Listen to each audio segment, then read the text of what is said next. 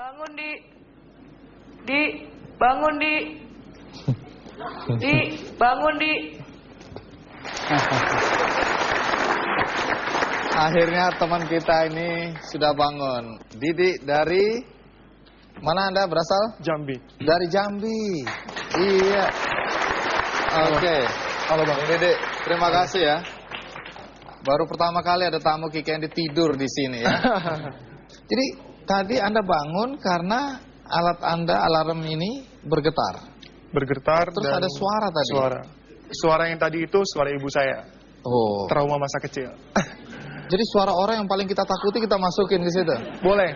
Boleh yang... itu saya pesen nanti suara bos saya ini. Aninoya bangun. Aninoya kerja keras.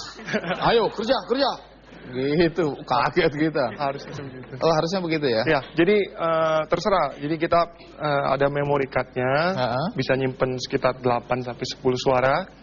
Boleh mau kesukaan, mau ketakutan, misalnya suara bos, suara ibu kita, supaya kita tidak terlalu terbiasa dengan suara-suara itu, dia random.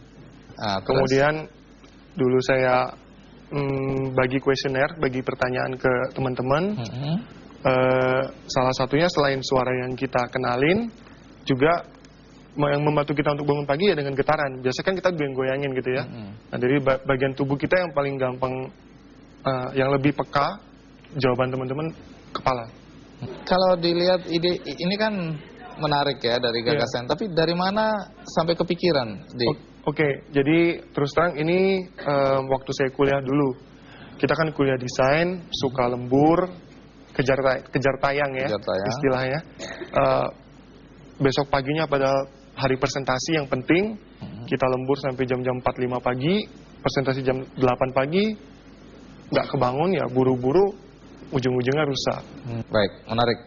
Ini ada Yoris Sebastian yang selama ini menjadi juri dalam kompetisi Jarum Black Innovation Award ini ya.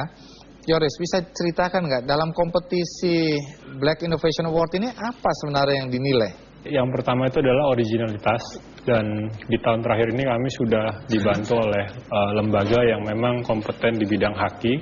Selain itu kita pastinya akan melihat seperti Prof tadi punya problem solving terhadap kehidupan sehari-hari.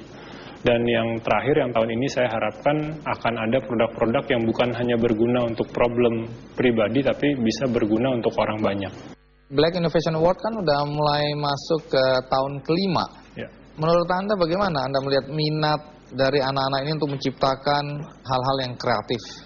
Dari tahun ke tahun sih pesertanya makin banyak. Malah sempat 2 tahun yang lalu tuh kita penjurian kaget karena kita datang ternyata karya yang harus dinilai itu banyak sekali yang kualitasnya bagus, sampai sehari itu nggak cukup. Jadi kita pernah harus penjurian untuk tahap awal tuh sampai 2 hari.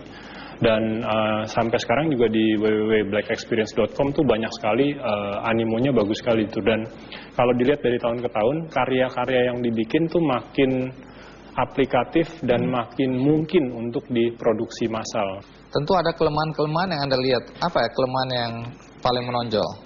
Yang paling menonjol yaitu mungkin belum dipikirkan biaya pembuatannya. Jadi walaupun sudah makin banyak yang aplikatif, makin banyak yang bisa diproduksi massal, masih seringkali problemnya dari karya-karya yang out of the box ini adalah mereka belum memikirkan bagaimana biaya produksinya dan juga apakah barang ini bisa dimarketingkan gitu ya, bisa dipasarkan secara luas.